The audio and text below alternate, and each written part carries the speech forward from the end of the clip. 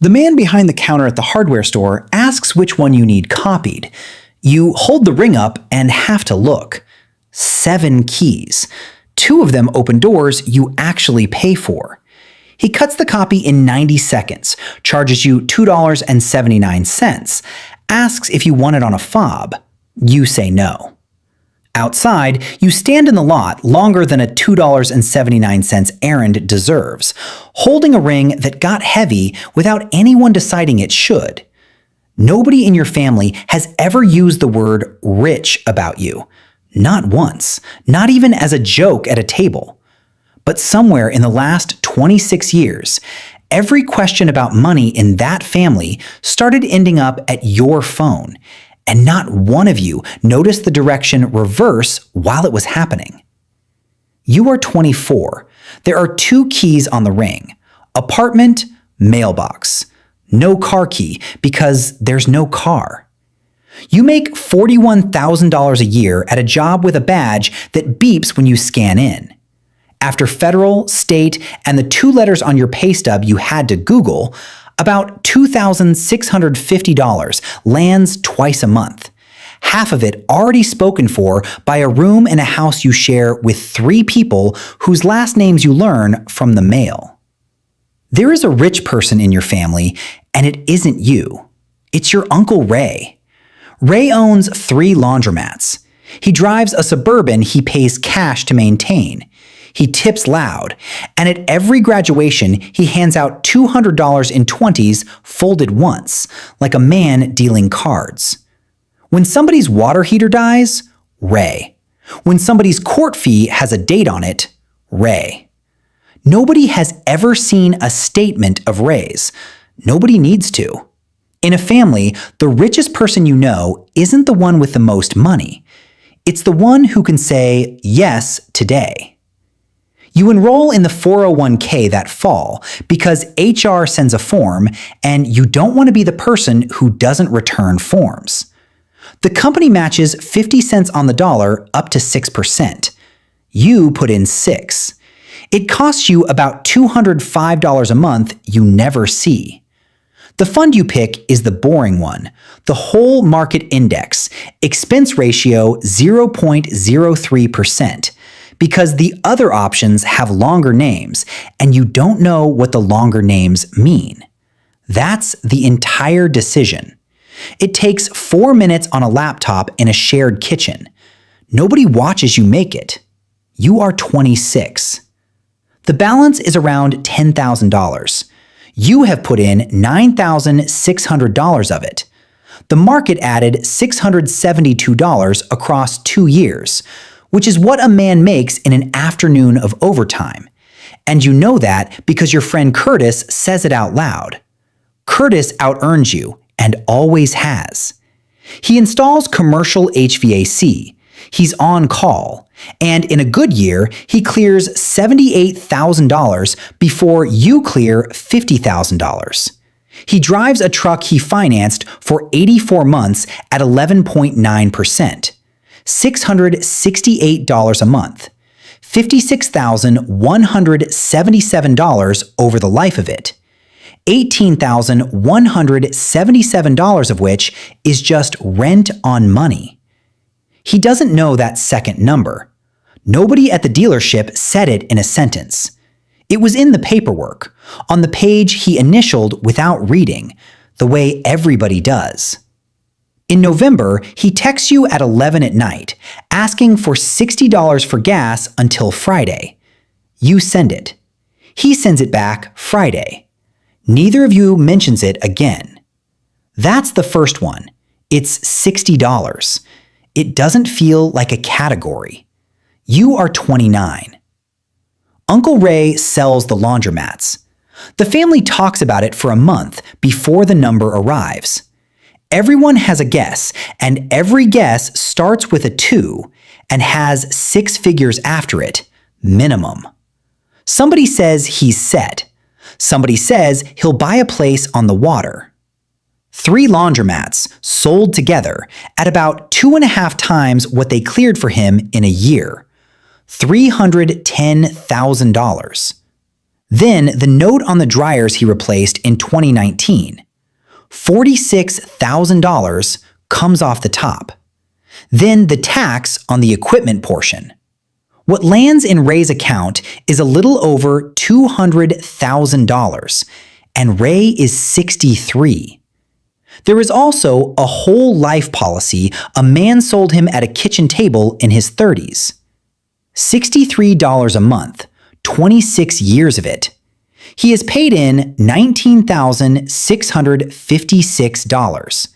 The cash value is $21,200. 26 years of never missing a payment to earn about 0.5% a year.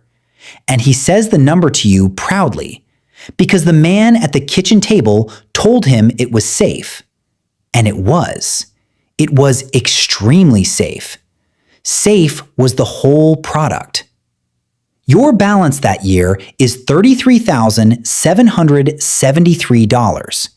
You do not say anything to anyone about any of this. What would you say? Ray paid for your grandmother's headstone. Ray put 4 kids through community college in 20s folded once. The arithmetic was wrong the whole time, and the man was not. You are 32.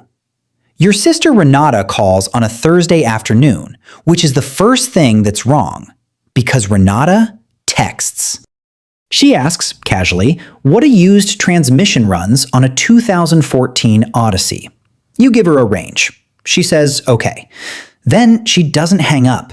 There are maybe 4 seconds of nothing on the line, and in those 4 seconds, both of you understand exactly what the call is, and neither of you is going to be the one to say it. You say you'll send it tonight. She says she'll pay it back. You say, sure. $1,900. It doesn't move anything. Your balance that year is $72,018, which means the transmission is about 2.5% of a number nobody in your family knows exists. She pays back $600 of it over 5 months, and then her hours get cut and it stops, and neither of you brings it up, not once, not at Thanksgiving, not ever. That's the actual price, and it isn't $1,300. It's that you can never mention it again for the rest of your life. She gives you her spare key in January, so you can let the plumber in while she's at work. 3rd key on the ring. You put it on and forget it's there. You are 35. The market falls apart, down 34% from the top in about 9 weeks. Your balance goes from $126,000 to roughly $83,000 while you're eating lunch at a desk. On paper, you lose more in a season than you earned in a year. You don't sell. It isn't courage. You just don't open the app. And the $1,150 keeps leaving on the first of the month, whether you're paying attention or not, buying more shares of the same boring thing at prices that won't exist again. Curtis sells.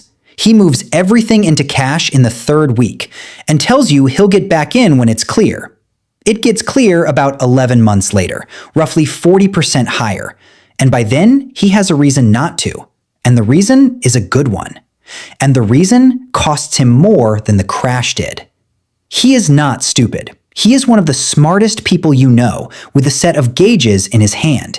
He just did the thing every human does, which is confuse action with safety at the exact moment they're opposites.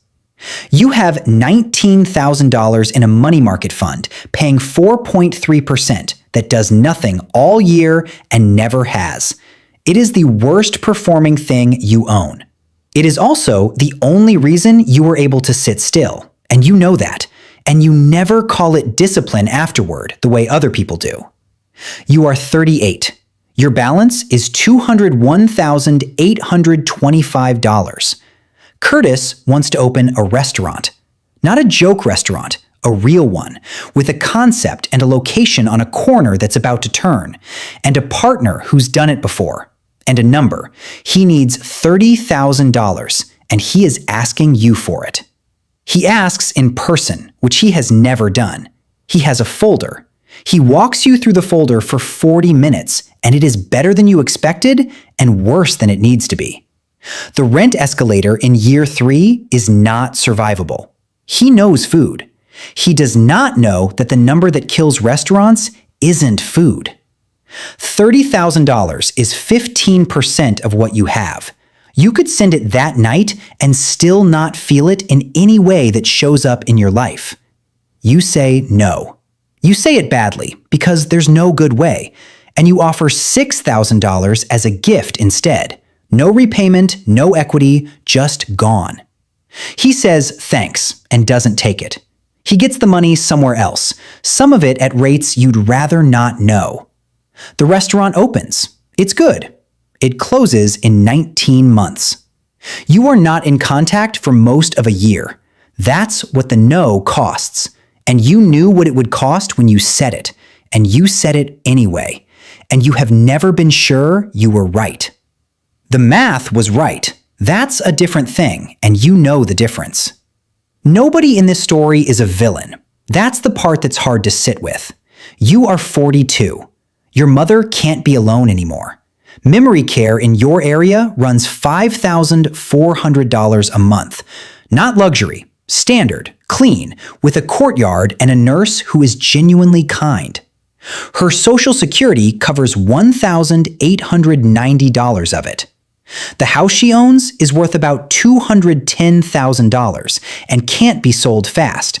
And even if it could, the 5-year Medicaid lookback means the family conversation about protecting the house should have happened 4 years earlier. And it didn't, because who has that conversation? Renata makes $46,000. Her husband makes $52,000. They have 2 kids and a car payment and a good marriage and nothing behind it. The family meeting takes 90 minutes, and both of you already knew how it would end when the meeting was scheduled. You cover the gap. $3,510 a month. And you do it out of cash flow, not out of the account, because the account has a job, and this isn't it. Nobody thanks you in a way that's uncomfortable. Renata is at that facility 4 days a week, doing hours you don't do, changing things you don't change. She's paying more than you are. It's just not in dollars. And dollars are the only currency anyone in the family knows how to count out loud. Her house key goes on your ring in the spring, then your mother's after the house sits empty. 5 keys. Your balance that year is $349,637. You have never said that number to another living person. You are 46. Ray calls about a letter from Medicare. He is 80. He reads it to you over the phone twice, and the second time, his voice does something on the words coverage period, and you realize he has read it maybe 9 times before calling you. Ray, who handled everything for everyone for 40 years. Ray, who dealt 20s like cards. You explain it. It takes 11 minutes. It isn't bad news, it's just written in a language designed by nobody for nobody. And when you finish, he says, quiet, okay, good. And then he says thank you in a voice you have not heard him use. That's the transfer. There's no ceremony. Nobody says the title out loud because the title has never once been said out loud in the history of your family. It just moves. The way it moved to him from somebody in 1974 when he was the one who could say yes today. Your balance is $561,026. The growth is $270,626 of it. The account is now producing, in a normal year, about what you earn in 8 months of showing up. Somewhere in your 47th year, the growth passes the contributions. Every dollar in that account, more than half of it, is money you never worked for. You didn't notice the crossing. There was no email. Curtis calls that fall, first time in a long time. He's doing fine. He's back on a truck and out of the hole, and he's got an advisor now, a good guy, who charges 1.05% of the balance every year, in a set of funds that charge another 0.71% on top.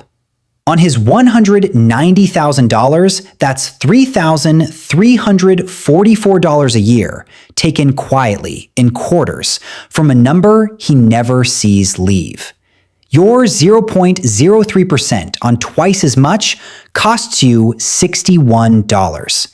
He asks what you're in. You tell him. He says, "That's it?" You say, "That's it." He laughs, and it isn't a mean laugh. It's the laugh of a man who has been told the answer 4 times over 20 years and keeps expecting a fifth one to be different. You are 50. The balance is $846,603. Of that, $381,600 is money you put in.